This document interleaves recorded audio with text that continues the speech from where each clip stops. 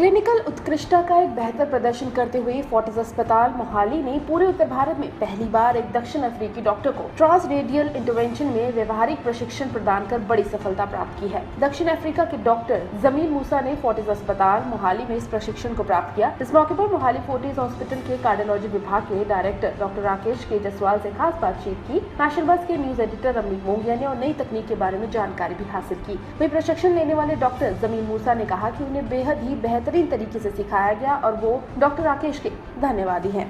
ਅੱਜ ਸਾਡੇ ਨਾਲ ਡਾਕਟਰ ਜੈਸਵਾਲ ਨੇ ਜਿਹੜੇ ਕਿ ਡਾਇਰੈਕਟਰ ਨੇ ਕਾਰਡੀਓਲੋਜੀ ਫੋਰਟਿਸ ਹਸਪੀਟਲ ਦੇ ਵਿੱਚ।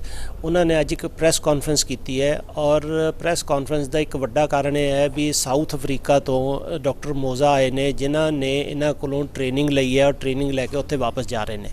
ਤੇ ਦੂਸਰਾ ਉਹਨਾਂ ਨੇ ਜਿਹੜਾ ਪ੍ਰੋਸੀਜਰ ਸ਼ੁਰੂ ਕੀਤਾ ਸੀ ਐਂਡੋਸਕੋਪੀ ਦਾ ਤੇ ਉਸ ਬਾਰੇ ਅੱਜ ਕਾਫੀ ਤਰੱਕੀ ਹੋ ਗਈ ਹੈ ਤੇ ਉਹਦੇ ਬਾਰੇ ਆਪਾਂ ਗੱਲ ਕਰਦੇ ਹਾਂ ਡਾਕਟਰ ਜੈਸਵਾਲ ਨਾਲ। On experimental basis late 90s ਵਿੱਚ ਯੂਰਪ ਵਿੱਚ ਪਹਿਲੀ ਵਾਰ ਨੀਦਰਲੈਂਡ ਵਿੱਚ ਕਿਸੇ ਨੇ ਐਕਸਪੈਰੀਮੈਂਟ ਕੀਤਾ ਕਿ ਅਸੀਂ ਰੇਡੀਅਲ ਆਰਟਰੀ ਤੋਂ ਐਂਜੀਓਪਲਾਸਟੀ ਕਰੀਏ। ਉਹਦੀ ਇੰਡੀਕੇਸ਼ਨ ਇਹ ਸੀਗੀ ਕਿ ਉਹ ਮਰੀਜ਼ ਜਿਹੜਾ ਸੀਗਾ ਉਹ ਬਲੱਡ ਥਿਨਰਸ ਤੇ ਸੀਗਾ, ਵੈਲਵ ਰਿਪਲੇਸ ਹੋਇਆ ਸੀਗਾ ਔਰ ਹੁਣ ਹਾਰਟ ਅਟੈਕ ਹੋ ਗਿਆ ਸੀਗਾ। ਬਲੱਡ ਥਿਨਰ ਦੀ ਪ੍ਰੈਜ਼ੈਂਸ ਵਿੱਚ ਅਗਰ ਤੁਸੀਂ ਕੁੱਲੇ ਦੀ ਨਾੜੀ ਤੋਂ ਕਰਦੇ ਹੋ ਤਾਂ ਮੈਸਿਵ ਬਲੀਡਿੰਗ ਦਾ ਰਿਸਕ ਹੁੰਦਾ ਹੈ ਔਰ ਕਾਂਟਰਾ ਇੰਡੀਕੇਟਡ ਹੁੰਦੀ ਹੈ। ਸੋ ਉਸ ਸਿਚੁਏਸ਼ਨ ਵਿੱਚ ਪਹਿਲੀ ਵਾਰ किसी ने ट्राई की, but for good 8-9 years nobody could take it forward. क्योंकि टैक्नीकली चैलेंजिंग सीगा कि कितने तुसी मेन हाईवे तो जाके नाड़ी खोल के हार्ट दे वापस आ जाना या कितने तुसी उल्टे रस्ते जाना और छोटी जी 2 मिलीमीटर की नाड़ी चो जाके ऑपरेट करना है। तो टैक्नीकली ये टैक्नीक चैलेंजिंग सीगी। इस तो अलावा कि सानू पता सीगा कि ये फायदे बहुत ने। ये फॉर 8-9 ईयर्स कोई ज़्यादा पॉपुलर नहीं हुई, बट दैन अर्ली 2000 ਵਿੱਚ ਆ ਕੇ ਲੋਕਾਂ ਨੇ ਇਹਦੀ ਜਿਹੜੀ ਮਹੱਤਵ ਸੀ ਉਹਨੂੰ ਸਮਝਿਆ ਔਰ ਹੌਲੀ ਹੌਲੀ ਲੋਕਾਂ ਨੇ ਰੇਡੀਅਲ ਤੋਂ ਕਰਨਾ ਸ਼ੁਰੂ ਕੀਤਾ। ਔਰ ਉਸੇ ਸਟੇਜ ਤੇ 2002 ਵਿੱਚ ਅਸੀਂ ਫੋਰਟਿਸ ਹਸਪੀਟਲ ਮੋਹਾਲੀ ਵਿੱਚ ਇਹਨੂੰ ਇਨੀਸ਼ੀਏਟ ਕੀਤਾ ਐਂਡ ਗ੍ਰੈਜੂਅਲੀ ਜਿਵੇਂ ਲੋਕਾਂ ਦੀ ਲਰਨਿੰਗ ਕਰਵ ਇੰਪਰੂਵ ਕਰਦੀ ਗਈ ਉੱਦਾਂ ਹੌਲੀ ਹੌਲੀ ਇਹਦੀ ਪੈਨੀਟ੍ਰੇਸ਼ਨ ਵੱਧਦੀ ਗਈ ਔਰ ਅਸੀਂ 2004 ਵਿੱਚ 100% ਰੇਡੀਅਲ ਤੇ ਮੈਂ ਆਪਣੇ ਯੂਨਿਟ ਵਿੱਚ ਸ਼ਿਫਟ ਹੋ ਗਿਆ। ਔਰ ਉਹਦਾ ਫਾਇਦਾ ਇੰਨਾ ਹੋਇਆ ਕਿ ਸ਼ੁਰੂ ਵਿੱਚ ਜਿਹੜੇ ਮਰੀਜ਼ ਪੁੱਛਦੇ ਸੀਗੇ ਕਿ ਜੀ ਐਂਜੀਓਪਲਾਸਟੀ ਤੇ ਲੱਤ ਦੇ ਰਾਹੀਂ ਹੁੰਦੀ ਹੈ, ਤੁਸੀਂ ਕਲਾਈ ਵਾਲੇ ਪਾਸਿਓਂ ਕਿਉਂ ਕੀਤੀ? ਉਹ 7 ਸਾਲ ਬਾਅਦ 2009 ਵਿੱਚ ਸਿਚੁਏਸ਼ਨ ਉਲਟੀ ਹੋ ਗਈ ਕਿ ਮਰੀਜ਼ਾਂ ਨੇ ਸਾਨੂੰ ਪੁੱਛਣਾ ਸ਼ੁਰੂ ਕਰਤਾ ਕਿ ਜੀ ਤੁਸੀਂ ਤਾਂ ਕਲਾਈ ਤੋਂ ਕਰੋਗੇ ਨਾ, ਇਸ ਕਰਕੇ ਮੈਂ ਤੁਹਾਡੇ ਕੋਲ ਕਰਾਉਣਾ ਆ। ਜੇ ਕਿਸੇ ਹੋਰ ਆਪਰੇਟਰ ਨੇ ਕਿਹਾ ਕਿ ਮੈਂ ਕੁੱਲੇ ਤੋਂ ਕਰਾਂਗਾ ਤੇ ਪੇਸ਼ੈਂਟ ਕਹਿੰਦਾ ਠੀਕ ਹੈ ਜੀ ਫਿਰ ਮੈਂ ਕਿਸੇ ਕਲਾਈ ਵਾਲੇ ਤੋਂ ਕਰਾਵਾਂਗੇ। ਪੇਸ਼ੈਂਟ ਟੂ ਪੇਸ਼ੈਂਟ ਜਿਹੜਾ ਸੀ ਕੰਫਰਟ ਲੈਵਲ ਦਾ ਇੰਨਾ ਡਿਸਕਸ਼ਨ ਹੋਇਆ। ਐਂਡ ਓਵਰ ਦੀਸ 10 ਈਅਰਸ ਇੰਨਾ ਜ਼ਿਆਦਾ ਲਿਟਰੇਚਰ ਜਿਹੜਾ ਆਇਆ ਇਹਦੇ ਬਾਰੇ, ਐਕਸਪੈਰੀਮੈਂਟਸ ਚੱਲ ਰਹੇ ਸੀਗੇ, ਕਲੀਨਿਕਲ ਟਰਾਇਲ ਚੱਲ ਰਹੇ ਸੀਗੇ ਕਿ ਕੀ ਫਾਇਦੇ ਹੈਗੇ। ਜਿਹੜਾ ਤੁਸੀਂ ਸਵਾਲ ਪੁੱਛਿਆ ਹੈ ਉਹਦੇ 'ਚ ਪਾਇਆ ਗਿਆ ਕਿ ਵਰਚੁਅਲੀ 0% ਕੰਪਲੀਕੇਸ਼ਨ ਪਾਈ ਗਈ ਔਰ ਮੋਰਟੈਲਿਟੀ ਯਾਨੀ ਹਾਰਟ ਅਟੈਕ ਵਿੱਚ ਅਗਰ ਆਪਾਂ ਕੋਈ ਟ੍ਰੀਟਮੈਂਟ ਨਹੀਂ ਦਿੰਦੇ ਤਾਂ ਪੁਰਾਣੇ ਟਾਈਮ 'ਤੇ 50 ਤੋਂ 79% ਮਰੀਜ਼ਾਂ ਦੀ ਪਹਿਲੇ ਹਾਰਟ ਅਟੈਕ ਵਿੱਚ ਡੈਥ ਹੋ ਜਾਂਦੀ ਸੀ।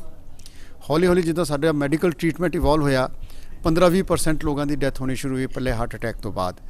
ਪ੍ਰਾਇਮਰੀ ਐਂਜੀਓਪਲਾਸਟੀ ਆਈ ਜਿਹਦੇ 'ਚ ਕਿ ਅਸੀਂ ਹਾਰਟ ਅਟੈਕ ਵਿੱਚ ਚਲਦੇ ਹਾਰਟ ਅਟੈਕ 'ਚ ਅਸੀਂ ਹਾਰਟ ਅਟੈਕ ਨੂੰ ਅਟੈਕ ਕਰਕੇ ਉਸ ਨਾੜੀ ਨੂੰ ਖੋਲ੍ਹ ਦਿੰਦੇ ਹਾਂ ਜਿਹੜੀ ਨਾੜੀ ਕੀ ਹਾਰਟ ਅਟੈਕ ਕਰ ਰਹੀ ਸੀ, ਅਤੇ 5-7% ਦੇ ਕਰੀਬ ਮੋਰਟੈਲਿਟੀ ਆ ਗਈ। ਔਰ ਇਹੀ ਚੀਜ਼ ਜਦੋਂ ਅਸੀਂ ਰੇਡੀਅਲ ਆਰਟਰੀ ਦੇ ਥਰੂ ਕੀਤੀ ਅਤੇ ਉਹ ਮੋਰਟੈਲਿਟੀ ਉਸ ਤੋਂ ਵੀ 50% ਹੋਰ ਥੱਲੇ ਆ ਗਈ and in large trials. So best way ਇਹ ਹੈਗਾ ਕਿ ਇੱਕ ਐਕਸਪੀਰੀਅੰਸਡ ਹੈਂਡ ਤੋਂ ਅਗਰ ਚੱਲਦੇ ਹਾਰਟ ਅਟੈਕ ਵਿੱਚ ਅਸੀਂ ਰਿਸਕ ਦੀ ਆਰਟਰੀ ਦੇ ਥਰੂ ਕਰਦੇ ਹਾਂ ਅਤੇ ਜਿਹੜੀ ਮੋਰਟੈਲਿਟੀ 50 ਤੋਂ 79% ਹੁੰਦੀ ਸੀਗੀ ਉਹਨੂੰ ਅਸੀਂ ਘਟਾ ਕੇ 2-2.5% 'ਤੇ ਲੈ ਆਏ ਹਾਂ। ਇਹ ਇਸ ਦੀ ਟੈਕਨੀਕ ਦੀ ਅਚੀਵਮੈਂਟ ਹੈ। ਡਾਕਟਰ ਸਾਹਿਬ ਹੁਣ ਤਾਈਂ ਤੁਸੀਂ ਕਿੰਨੇ ਕੁ ਕਰ ਚੁੱਕੇ ਹੋ ਆਪਰੇਸ਼ਨ, ਕਿੰਨੇ ਕੁ ਲੋਕਾਂ ਨੂੰ ਸਟੰਟ ਪਾ ਚੁੱਕੇ ਹੋ ਔਰ ਉਹਦੇ 'ਚ ਕਿੰਨੇ % ਕਾਮਯਾਬੀ ਰਹੀ ਹੈ? ਜਿਹੜੇ ਰੇਡੀਅਲ ਦੇ ਥਰੂ ਆਪਾਂ ਪਾਉਂਦੇ ਹਾਂ ਐਂਜੀਓਗ੍ਰਾਫੀਜ਼ ਲਗਭਗ ਮੇਰੇ ਯੂਨਿਟ ਵਿੱਚ ਮੇਰੇ ਅੰਡਰ ਲਗਭਗ 25 ਤੋਂ 30 ਹਜ਼ਾਰ ਦੇ ਵਿੱਚ ਹੋਈਆਂ ਹੈ। ਤੋ ਇਹਨਾਂ 'ਚੋਂ ਪਿਓਰ ਡੈਡੀਕੇਟਡ ਜਿਹੜੀਆਂ ਰੇਡੀਅਲ ਹੈਗੀਆਂ ਉਹ ਅਬਾਊਟ 26,000 ਹੈ ਔਰ ਨੀਅਰਲੀ 13,000 ਐਂਜੀਓਪਲਾਸਟੀਜ਼ ਅਸੀਂ ਕਰ ਚੁੱਕੇ ਹਾਂ ਔਰ ਅਬਾਊਟ 1.5 ਸਟੈਂਟ ਦੀ ਅਗਰ ਅਸੀਂ ਐਵਰੇਜ ਰੱਖੀਏ ਪਰ ਐਂਜੀਓਪਲਾਸਟੀ, ਕਈ ਕਿਸੇ ਪੇਸ਼ੈਂਟ ਨੂੰ ਇੱਕ ਪੈਂਦਾ ਕਿਸੇ ਨੂੰ 2 ਪੈਂਦੇ ਅਤੇ ਲਗਭਗ 20,000 ਟਰਾਂਸ ਰੇਡੀਅਲ ਐਂਜੀਓਪਲਾਸਟੀਜ਼ ਅਸੀਂ ਕਰ ਚੁੱਕੇ ਹਾਂ। ਔਰ ਇਹਦੇ 'ਚ ਕੰਪਲੀਕੇਸ਼ਨ ਰੇਟ ਸਾਡਾ ਜਿਹੜਾ ਹੈ including mortality is less than 1%। you must have traveled to other countries also. So what do you think, what is the difference between India and other countries? I think Dr. Jaswal is on a world standard, on international standard, and the expertise that I've seen in Fortis Hospital is world class. I've traveled to numerous countries, numerous hospitals, and the training that I received and the experience I've had is world class, up to international standards. ਅੱਜ doctor Jaiswal ਨੇ ਇੱਕ ਜਿਹੜੇ ਕਿ MD ਨੇ ਔਰ cardiology ਦੇ ਵਿੱਚ ਔਰ ਡਾਇਰੈਕਟਰ ਨੇ ਫੋਰਟਿਸ ਹਸਪੀਟਲ ਦੇ ਕਾਰਡੀਓਲੋਜੀ ਡਿਪਾਰਟਮੈਂਟ ਦੇ, ਉਹਨਾਂ ਨੇ ਅੱਜ ਇੱਕ ਪ੍ਰੈਸ ਕਾਨਫਰੰਸ ਕੀਤੀ ਹੈ ਔਰ ਉਹਨਾਂ ਨੇ ਦੱਸਿਆ ਕਿ 15 ਸਾਲ ਹੋ ਗਏ ਨੇ ਉਹਨਾਂ ਨੂੰ ਇਸ ਜਿਹੜਾ ਆਪਰੇਸ਼ਨ ਕਰਦੇ ਹੋਏ। ਇਹ ਟੈਕਨੋਲੋਜੀ ਡਾਕਟਰ ਜੈਸਵਾਲ ਪਿਛਲੇ ਕਾਫੀ ਸਮੇਂ ਤੋਂ ਯੂਜ਼ ਕਰ ਰਹੇ ਨੇ ਔਰ ਉਹਨਾਂ ਦਾ ਸਕਸੈਸ ਰੇਟ ਹੈ ਉਹ 99.5% ਦੇ ਲਗਭਗ ਹੈ ਔਰ ਇਹ ਟੈਕਨੋਲੋਜੀ ਜਿਹੜੀ ਹੈਗੀ ਹੈ ਬਹੁਤ ਸੇਫ ਹੈ ਔਰ ਇੱਕ ਜਿਹੜਾ ਪੇਸ਼ੈਂਟ ਹੈ ਉਹਨੂੰ ਤਕਲੀਫ ਵੀ ਬਹੁਤ ਘੱਟ ਹੁੰਦੀ ਹੈ। ਰਮਨੀਕ ਮੂੰਗਿਆ, ਨੈਸ਼ਨਲ ਬਸ ਲਈ, ਚੰਡੀਗੜ੍ਹ ਤੋਂ।